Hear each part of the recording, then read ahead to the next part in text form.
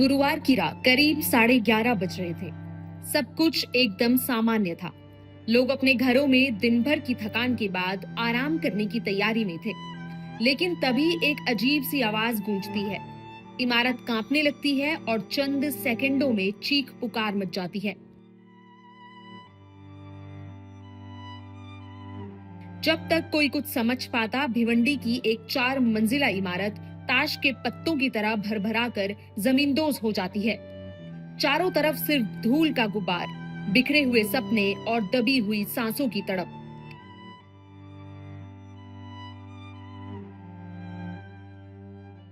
महाराष्ट्र के भिवंडी में हुआ ये दर्दनाक हादसा आज पूरे प्रदेश को झकझोर रहा है। आखिर कैसे एक पल में सब कुछ खत्म हो गया? खतरनाक घोषित इमारत में मरम्मत का काम आखिर क्यों चल रहा था? मलबे में दबे अपनों की तलाश में भटकते परिवारों का क्या कसूर था? और क्या ठाणे जिले में इस बार का मानसून काल बनकर आया है? आज की इस पूरी रिपोर्ट में हम इस हादसे की परत दर परत इनसाइड स्टोरी आपको बताएंगे।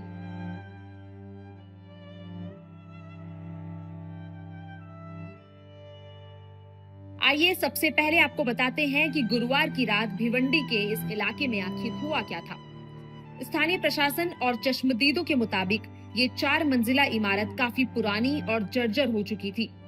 इमारत इतनी बड़ी थी कि इसके हर एक फ्लोर पर 12-12 कमरे बने थे। 30 जुलाई की देर रात से ही इमारत के एक हिस्से में हल्का सा झुकाव महसूस हुआ था। हादसे के वक्त इस परिसर में रिपेयरिंग यानी मरम्मत का काम चल रहा था।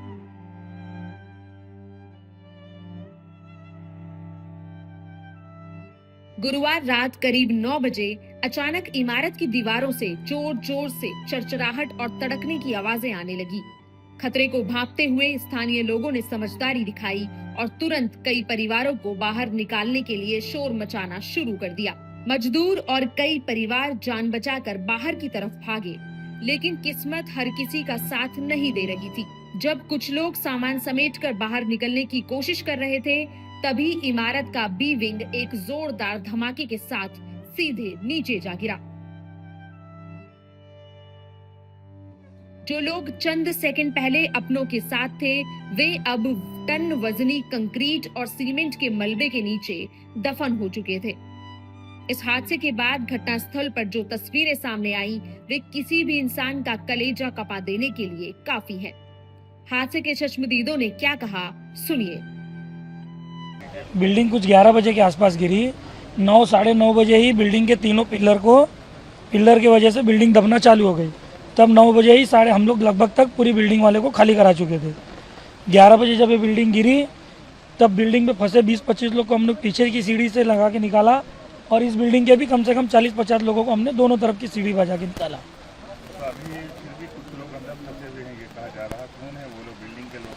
बिल्डिंग के कम से कम 8-10 लोग होंगे और 6-7 मजदूर हैं जो रिपेयरिंग का काम कर रहे थे। इसमें पहले से कुछ ऐसा अलर्ट नहीं जारी किया गया था कि बिल्डिंग खतरनाक हो गई है? हाँ, बिल्डिंग के लिए नगर पालिका ने नोटिस जारी करके रखा था। इसकी रिपेयरिंग चालू थी।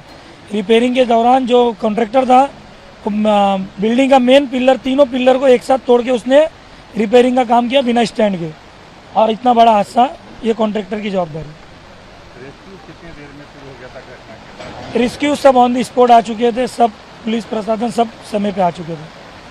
अभी भी लेकिन है किसी को अभी निकाला नहीं गया? एक 3 साल की बच्ची को जिंदा निकाला गया है। बहुत बड़ी लापरवाही है कि यहाँ पे जनता की भी लापरवाही है, और प्लस जो कॉन्ट्रैक्टर है उनकी भी लापरवाही है।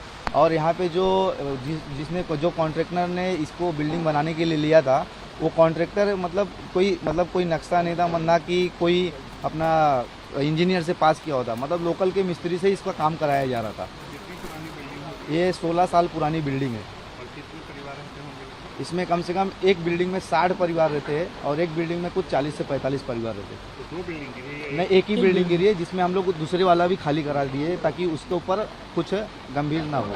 बिल्डिंग का नाम क्या था? कोहिनूर अपार्टमेंट नाम है, गंगाराम वाड़ी कोहिनूर अपार्टमेंट।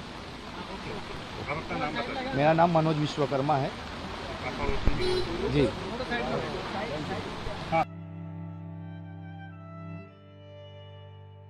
हादसे की खबर मिलते ही भिवंडी प्रशासन, पुलिस और राहत एजेंसियों में हड़कंप मच गया। बिना एक पल गंवाए मौके पर एक बड़ा मल्टी एजेंसी रेस्क्यू ऑपरेशन शुरू किया गया।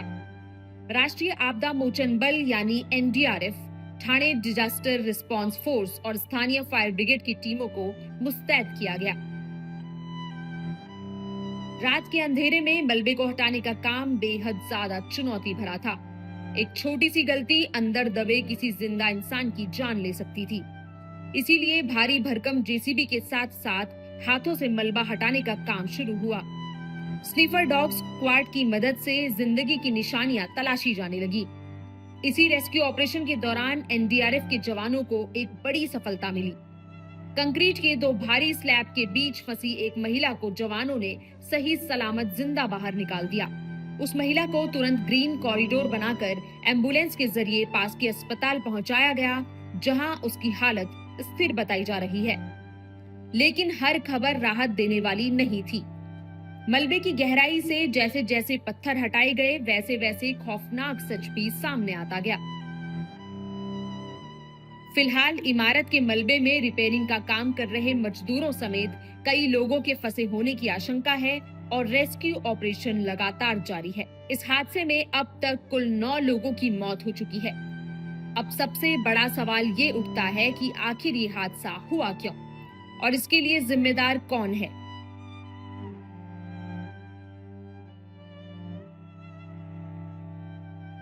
स्थानीय प्रशासन के मुताबिक भिवंडी नगर निगम ने इस इमारत को पहले ही जर्जर और बेहद खतरनाक घोषित किया हुआ था।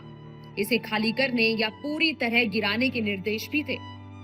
तो फिर सवाल ये है कि जब इमारत खतरनाक घोषित थी तो इसमें इतने परिवार और मजदूर क्यों रह रहे थे?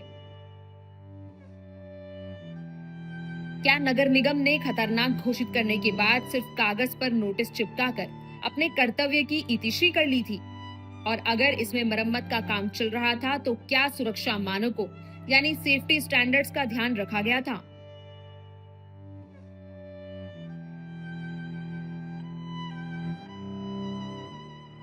भिवंडी में जर्जर इमारतों का गिरना कोई नई बात नहीं है।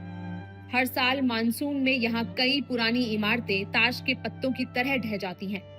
अवैध निर्माण, बिल्डरों की सांठगांठ और गरीब किराएदारों की मजबूरी का फायदा उठाकर ऐसी इमारतों को मौत का कुआं बना दिया जाता है। ये हादसा एक चेतावनी है उन तमाम नगर निगमों और प्रशासन के लिए जो मानसून से पहले जर्जर इमारतों को खाली कराने में लापरवाही बरतते हैं। अगर समय रहते सख्त कदम नहीं उठाए गए तो न जाने और कितनी मासूम जानें इन मलबों के नीचे दफन होती रहेंगी।